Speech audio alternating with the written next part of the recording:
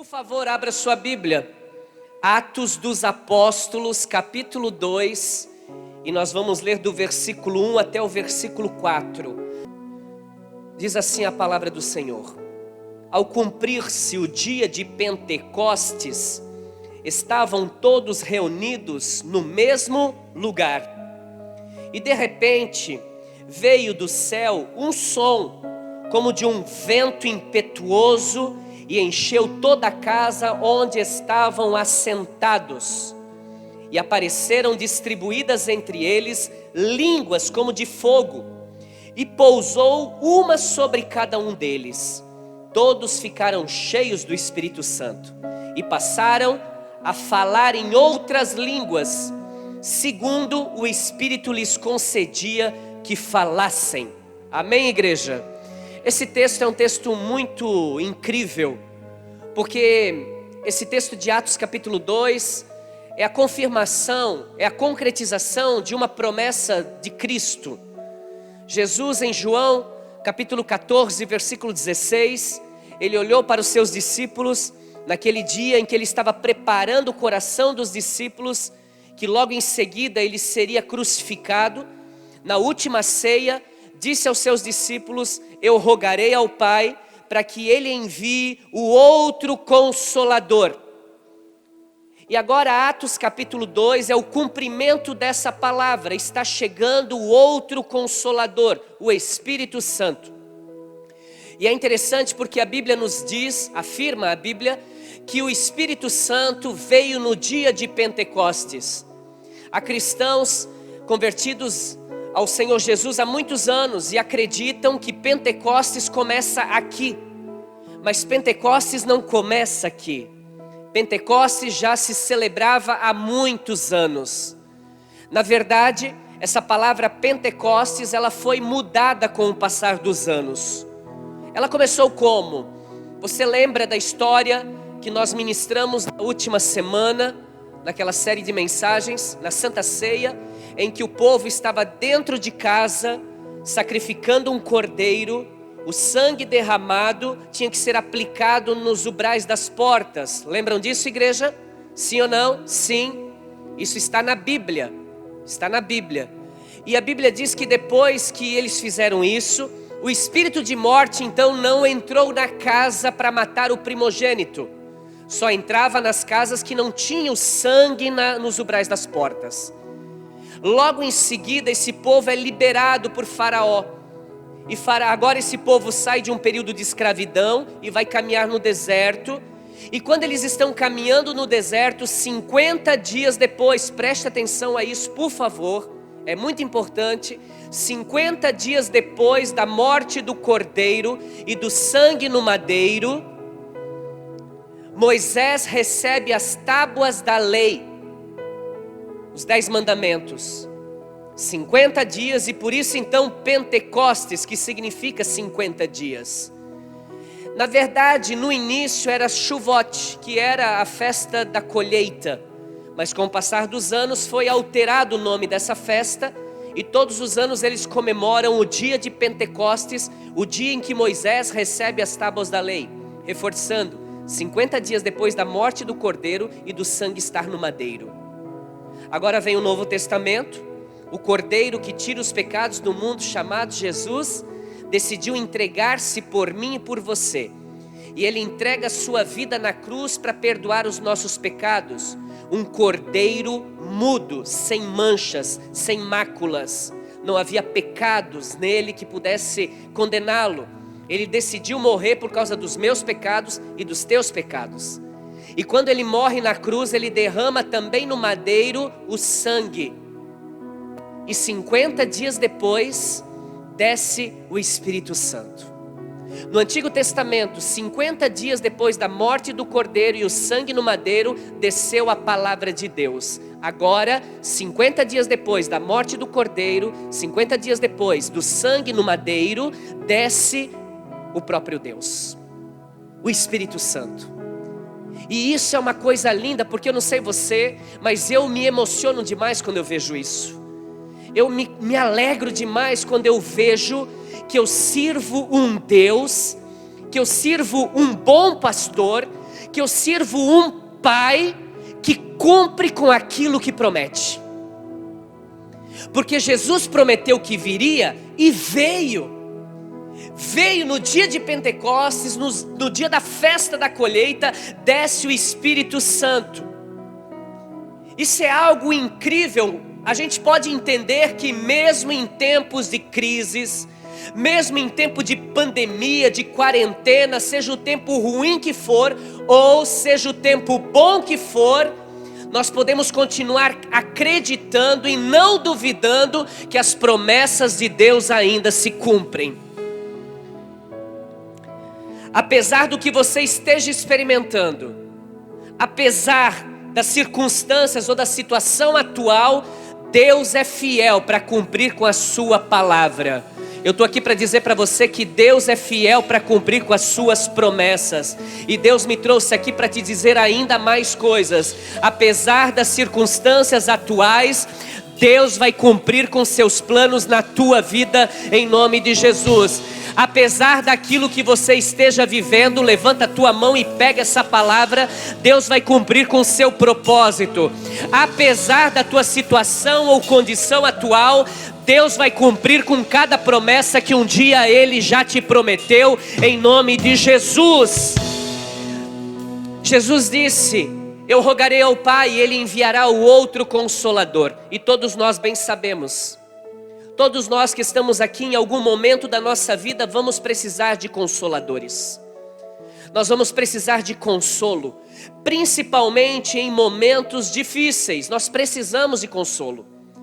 Todos nós sabemos que existem momentos da nossa vida em que o consolo humano não é suficiente.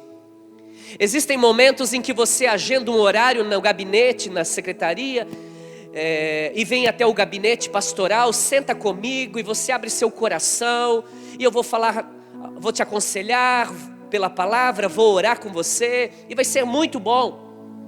Existem momentos que a nossa família nos consola. Existe momento que minha esposa me consola, o próprio meu filho com 4 anos. Outro dia eu cheguei em casa da igreja, 7 da noite, era mais ou menos, e eu sentei no sofá para resolver algumas coisas. E ele sentou do meu lado, olhou para mim e falou assim: pai, vai dar tudo certo. Eu olhei para ele e disse assim: quem falou isso para você? Ele olhou para mim e disse: eu?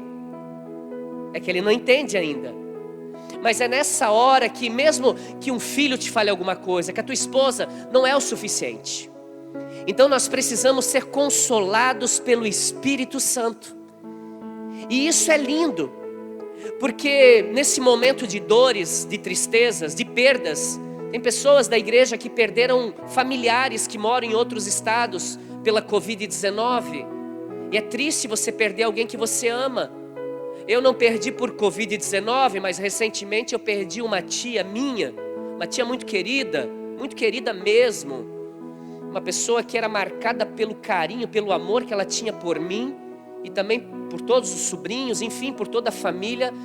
Sempre sentava aqui no cantinho dela, recebia a palavra, era uma ovelha. Pastor Rafael, não é o sobrinho Rafael, é o pastor Rafael. Nessa hora ninguém me consola. Nessa hora ninguém veio me dar um abraço e dizer: eu sinto muito, Rafael, pela sua tia. Não, eles olharam para mim e disseram: lá vem o pastor, agora vai vir uma palavra de consolo para nós. Porque nessa hora nós somos inconsoláveis. Muitos momentos da minha vida eu sou inconsolado, porque as pessoas me veem como um pastor e não me veem como um ser humano, que também precisa ser consolado às vezes. E realmente, às vezes, receber o consolo de uma pessoa é muito importante. Mas existem momentos em que você nada vai resolver. A única coisa que pode resolver a tristeza que você sente é o Espírito Santo. Tanto que eu fiz o velório, ministrei uma mensagem, me segurei, porque não tinha ninguém para me consolar se eu fosse chorar naquele momento. E não há nada de errado nisso também. Então eu disse a todo aquele povo que estava lá, minha família, eu disse a eles: olha, eu não posso fazer nada além disso que eu fiz até agora. Palavras. Mas o apóstolo Paulo diz que não são palavras persuasivas humanas que vai convencer um homem. Somente o Espírito Santo tem poder para nos consolar neste momento de dor. Mais ninguém. E é interessante porque o próprio Jesus, ele nos diz ali que ele enviaria o outro Consolador. Ele rogaria ao Pai e enviaria o Espírito da verdade, o Espírito Santo. E esse atributo que Jesus dá ao Espírito Santo, essa palavra Consolador aqui no original significa Paracletos. Essa palavra Consolador aqui na Bíblia significa Paracletos. É muito importante eu falar isso para você. Então quando a gente lê aqui, a gente lê: eu rogarei ao Pai e Ele enviará o outro Paracletos. E Paracletos significa o nosso defensor. Paracletos significa aquele que está ao nosso lado. E não é aqui ao lado, é ao nosso favor, ao nosso lado. Joga no nosso time, está com a gente, está dentro de nós. Paracletos também significa intercessor. É como que Jesus estivesse dizendo a eles: eu rogarei ao Pai e Ele enviará o outro intercessor. Eu vou rogar ao Pai e Ele enviará também o outro advogado. Por quê? Porque Paracletos também significa advogado. O nosso ajudador, o nosso auxiliador. E é importante eu falar isso para você, sabe por quê? Porque se Jesus olhou para os seus discípulos e disse a eles: eu vou enviar o outro Consolador, a pergunta é: se tem um outro Consolador que vai vir, já tem algum Consolador aqui. E quem é esse Consolador? E prontamente você vai responder: é Jesus. E eu até posso não ser crica, vamos dizer assim, e eu vou dizer: amém, irmão, eu também creio, dá um abraço aqui. Mas eu posso ser um teólogo chato e olhar para você e dizer assim: então me prova que é Jesus o outro Consolador. E aí você vai fazer o quê? Por isso é bom a gente conhecer a palavra, porque não é só jogar palavras ao vento. A Bíblia fala da igreja de Bereia. Era uma igreja que acompanhava na palavra, que tinha a Bíblia. Se o pastor falava alguma coisa, eles conferiam para ver se realmente era aquilo que estava sendo falado. E se você encontrar alguém que perguntar para você: quem é o outro Consolador? É o Espírito Santo? Sim. E quem é o outro que Jesus diz? Se ele diz que tem outro, tem um. E quem é esse um? Por isso é importante a gente saber a originalidade dessa palavra chamada Paracletos, porque tem resposta. A Bíblia nos fala lá no segundo livro de João, na primeira carta de João, melhor dizendo, no capítulo 2, versículo 1: meus filhinhos, esta carta vos escrevo para que não pequeis. Por favor, não pequem. Mas se por um acidente, não por consciência, você pecou, então você pode ter a certeza que você tem um Paracletos para com o Pai. E essa palavra Paracletos aqui é advogado. E a Bíblia diz: nós temos um advogado para com o Pai, Jesus Cristo, o justo. Então agora nós temos a convicção e a certeza de que o Consolador, o outro, era o Espírito Santo, mas aquele que falava também era o Consolador. E sabe o que eu aprendo com isso? Eu aprendo que o Consolador, além de ser Consolador, ele também é advogado, ele é intercessor. E sabe o que eu aprendo com isso? É que hoje, eu e você, temos um advogado que nos defende no céu. E se não ficou bom para você, nós temos um advogado também na terra, que julga as nossas causas, um intercessor na terra, que é o Espírito Santo, e ele habita em mim, ele habita em você, em nome de Jesus. Ou seja, se um Consolador já era muito bom, eu estou aqui para dizer para você essa noite, para você se alegrar ainda mais, porque nós temos 2 Consoladores na nossa vida, em nome de Jesus. Mesmo em dia de provas, mesmo em dias difíceis, Deus me trouxe aqui para te relembrar algo essa noite. Você não está sozinho. Você não está sozinho. O Espírito Santo está dentro de ti, em nome de Jesus. Ei, olha para mim. Jesus nessa terra, quando caminhou aqui, ele não tinha algo chamado omnipresença. Omni significa todo o poder. Presença é presença. Jesus não tinha onipresença. Jesus hoje é onipresente, mas ele aqui na terra, ele era limitado a tempo, espaço e circunstâncias como nós somos. A prova é que você vai ler na Bíblia, nos evangelhos, por exemplo, um homem que tinha sua filha doente, o nome dele era Jairo, e ele procura Jesus para curar a sua filha. Jesus está conversando com ele e diz: então tá, vamos na sua casa, vamos orar com ela. E quando os dois estão saindo, uma mulher toca em Jesus. Jesus parou tudo, olhou e perguntou: quem me tocou? Naquele momento, o Jairo pensou: acabou, eu estava na fila horas, era a minha vez de receber o milagre, veio outra, entrou aí, furou a fila e vai receber o milagre. E Jesus conversa, Jesus passa um tempo ali, e ainda chega alguém e diz para o Jairo: olha, nem incomoda mais ele, porque morreu, estava doente, agora morreu, piorou. Se Jesus fosse onipresente, Jesus faria o milagre simultaneamente. Mas Jesus não fez o milagre simultaneamente, porque ele não tinha o poder da onipresença. É por isso então que ele olha para os seus discípulos: convém a vocês que eu vá e que ele venha. Por quê? Porque se eu não for, ele não vem. E quando ele vier, ele estará em vocês, dentro de vocês. O poder da onipresença. Sabe o que é isso, igreja? Isso é poderoso. Eu saber que eu posso estar em qualquer lugar do mundo, mas o Espírito de Deus continua dentro de mim. Tem gente que diz: eu vou fugir para a África, eu vou fugir lá para a China. Lá você não quer mais ir, né, meu irmão? Quero fugir, quero sumir do mapa. Quero sumir do mapa. Pode sumir, só que o Espírito Santo não some de você, ele continua aí dentro. Ei, e mais, sabe o que é mais poderoso ainda? É saber que ele está aqui dentro, e se eu oro, ele me ouve. E enquanto eu oro aqui, a minha esposa ora em casa, e ele está lá com ela também. E a minha mãe está orando lá na casa dela, e ele está lá também simultaneamente. E alguém de uma igreja lá de outra cidade está orando nesse culto, nessa noite, ou está dentro de casa orando, e ele está lá também. E ele está em outros países, porque todas as línguas do homem ele entende, até as dos anjos. E ele está em outras nações, e ele está em outros continentes, porque essa é a promessa do nosso Deus. Ele estará conosco todos os dias da nossa vida, aonde a gente estiver. Eu estou aqui para dizer para você que quando você ora por alguém, meu irmão, ele é teu intercessor. Ele intercede por você, e Deus ouve o teu clamor e ouve o clamor daquela pessoa também, aonde é que ela esteja. A minha oração hoje é simples: é que o Espírito Santo inunda a tua vida, é que o Espírito Santo inunda a tua família, é que o Espírito Santo inunde a sua casa, em nome de Jesus. Inunde a sua vida nessa noite com a paz que transcende todo entendimento humano, porque tem gente aqui aflita, tem gente aqui entristecida, tem gente aqui ferido e magoado. E essa é uma das funções, esse é um atributo do Espírito Santo: consolar, igreja.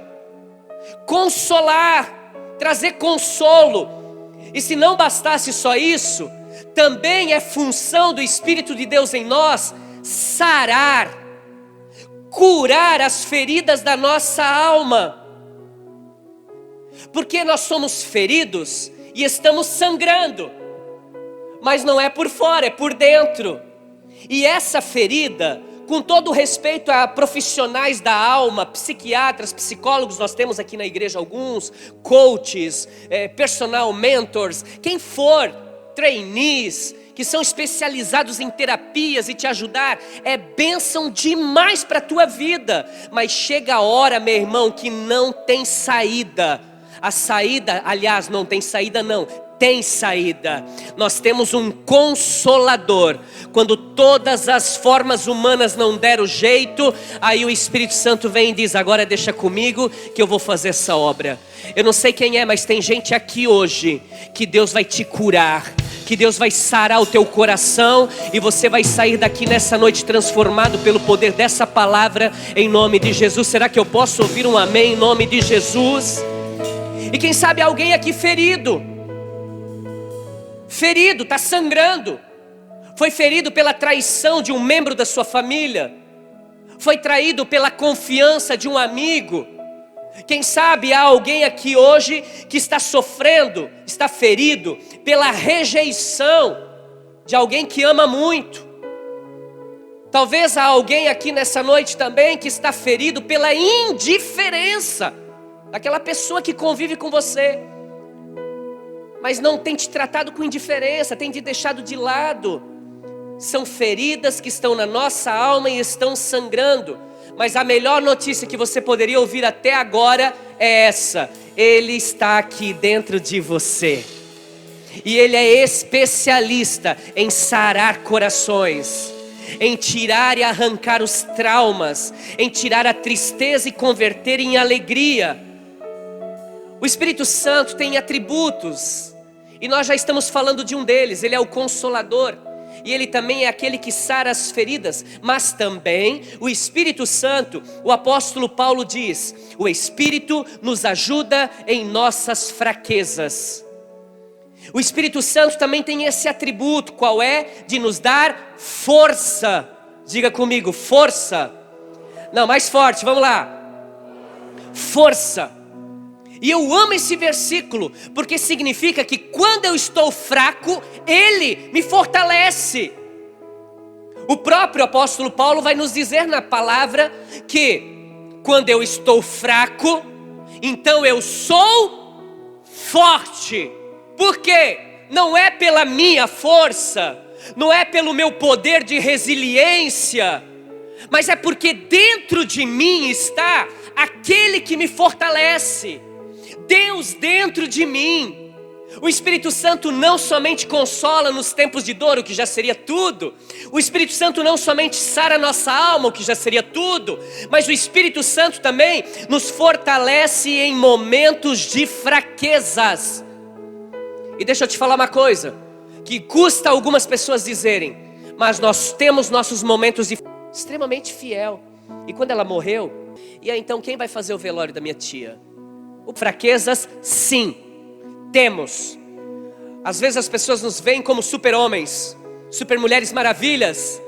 Olham para nós, meu Deus, aquele homem não tem problema, aquela mulher não tem problema, é só bênção, é só maravilha. Não sabe o que você passa. Não sabe, porque nós julgamos as pessoas o estereótipo. Tá com um sorriso nos lábios, beleza, deve estar bem. Só que não sabe que aquele sorriso é só de lábios, porque o coração é entristecido. Então a gente vê que Ele nos fortalece nos momentos de fraqueza. Todos nós não somos tão fortes como imaginamos, igreja. Deixa eu reforçar isso. Nós não sabemos. Nós achamos que sabemos que somos fortes, nós não sabemos é nada. Alguns dizem, eu sei o meu limite, você não sabe. Eu não sei, ninguém sabe. A gente acha às vezes que o nosso limite está lá em cima, mas qualquer coisinha pode nos tirar do sério e mostrar que o nosso limite era muito mais curto do que a gente imaginava. Fraquezas. Porém o Espírito Santo é quem nos fortalece nas nossas fraquezas. É Ele que nos dá descanso quando atravessamos os desertos. É Ele que nos dá força, ânimo. É Ele que nos dá coragem. Essa palavra entusiasmos, ou entusiasmo, entusiasmos no grego original, entus, dentro, ziasmos, espírito. Ei, junta tudo. Espírito dentro é igual a entusiasmos. É por isso que você é assim entusiasmado. Aleluia. É por isso que você é assim motivado. Aleluia. É por isso que você consegue dar um glória a Deus nessa noite. Porque o Espírito de Deus está dentro de ti. E se Ele está dentro de mim, eu tenho ânimo. Meu filho hoje foi tomar vacina, 3 para variar. Ontem ele foi tirar sangue, anteontem. Hoje ele foi tomar vacina. Nós tivemos que fazer todo um cenário para ele. E desde ontem nós já vimos conversando com ele. Filho, a hora que você tomar aquela vacina, você vai ficar fortão. Vai rasgar essa camisa aí, filho. E aí ele dizia, é pai, bota o dedo aqui. Eu colocava o dedo no músculo, ele apertava assim. Ó pai, como eu sou forte. Aí de manhã nós fomos lá. Quando chegamos lá, ele olhou para a moça e falou assim, vai doer? Vai doer? E já começou a chorar. Vai doer? Vai? Eu disse para ele assim, filho, deixa o pai te falar uma coisa. Vai doer. Eu tô com medo. Pode ter medo, filho. Mas você é corajoso. e você vai vencer o medo. De pé, pai, de pé. Pode ficar de pé, desde que tome injeção, meu filho pode até de bananeira, como tu quiser. Ficou lá, tomou injeção, chorou as 3 vezes, óbvio. Fez o escândalo antes de aplicar a injeção. Depois que aplicou, passou. Na hora, gritou antes. Já viu essa cena? Tem adulto que faz assim, né? Colocou a injeção, antes de colocar ele chorou. Quando aplicou ele parou. A picada fez ele parar de chorar. Eu disse, está vendo, filho, não dói. O Espírito de Deus em nós não quer dizer que nós não tenhamos medo. Não quer dizer que nós não tenhamos as nossas fraquezas. Mas nós sabemos que Ele dentro de nós é a garantia que vai nos dar coragem. É a garantia que vai nos dar forças. E eu estou aqui para dizer para alguém que essa noite o Espírito Santo vai começar a renovar as tuas forças em nome de Jesus. Irmãos, o apóstolo Paulo escreve uma carta aos Éfesos. Em Efésios capítulo 3, versículo 16, ele diz: para que segundo a riqueza da sua glória, vos conceda que sejais fortalecidos com poder, mediante o seu Espírito, no espírito do homem, ou no homem interior. Paulo fez uma oração e disse: Deus, a minha oração é que o teu Espírito Santo fortaleça esse povo no seu homem interior. Ou seja, fortaleça ele. E sabe o que é lindo nesse texto? Eu acho fantástico, porque Paulo faz uma oração aqui, e essa oração é uma oração curtinha. Ela não é uma oração longa, ela não é uma oração elaborada, ela não é uma oração decorada, nada disso. O apóstolo Paulo faz uma oração simples, diga comigo, simples. De novo? Mas a oração do apóstolo Paulo está carregada de fé e sinceridade. E sabe o que o Espírito de Deus quer com você e comigo? Fé e sinceridade. O Espírito Santo não quer que eu tenha uma oração decorada, uma oração... Se você puder fazer uma oração elaborada, que Deus te abençoe. Não há nada de errado nisso. Mas não é necessariamente isso que Ele quer de nós. Há dias em que eu oro. Há dias em que eu oro nesse formato. Eu tento buscar palavras bonitas para tentar impressionar meu Deus. Coitado, né? A gente às vezes se ilude, mas enfim, eu quero achar umas palavras bonitas. Eu quero, meu Deus, impressionar Deus. Não é impressionar Deus, é atrair Deus. Nós não precisamos impressionar ninguém. Nós buscamos a Deus e é Ele que nos impressiona com a sua presença. Então quando eu oro, às vezes eu estou orando, estou clamando, estou cantando louvores na minha oração, e eu olho para o relógio e digo: Jesus amado, eu ainda tenho que fazer aquele negócio, eu tenho pouco tempo. Na verdade eu entendo que eu não tenho pouco tempo, eu ganhei muito tempo. Porque oração é ganho, é investimento de tempo na nossa vida.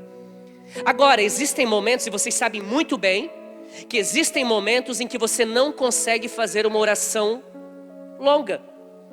Existem momentos da tua vida, eu sou bem honesto com você, na minha vida também, em que eu estou tão fraco, ou estou com no momento de fraqueza, no momento de tentação, no momento de lutas, não estou falando pecado, eu me posiciono em oração, e a minha oração é uma só: Espírito Santo, me ajuda.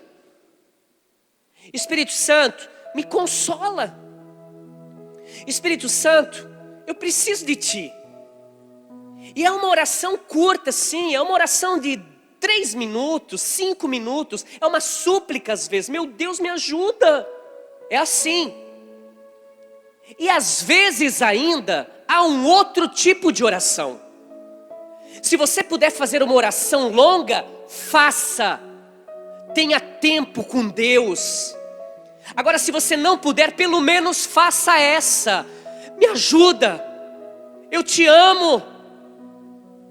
E se mesmo assim você não puder fazer essa oração, porque existem momentos que além dessas duas, é o outro momento, em que a dor é tão grande dentro de nós, que a gente não consegue nem abrir os lábios para orar. E o que a gente faz? Vai e chora. Chora.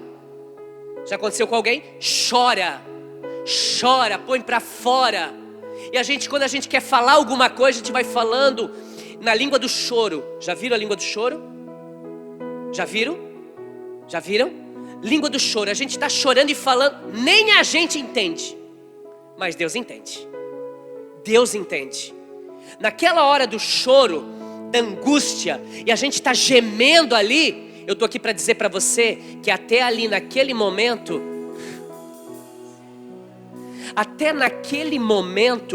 o Espírito Santo intercede por gemidos inexprimíveis. E prepare-se, igreja, desperta tu que dormes, porque o Espírito Santo está movendo o nosso coração nesse tempo, preparando-nos para a volta do nosso noivo. E que você tenha azeite na lâmpada, porque se ele chegar e não tiver azeite, não adianta querer pedir azeite para pastor ou para alguém que tem azeite. Nem eu como pastor, se eu não tiver azeite, não adianta pedir para ninguém, porque não vai ter azeite para mais ninguém. A hora de abastecer a nossa lâmpada é agora, porque Jesus Cristo está às portas. Eu quero orar por você nessa noite, por favor, vamos ficar de pé.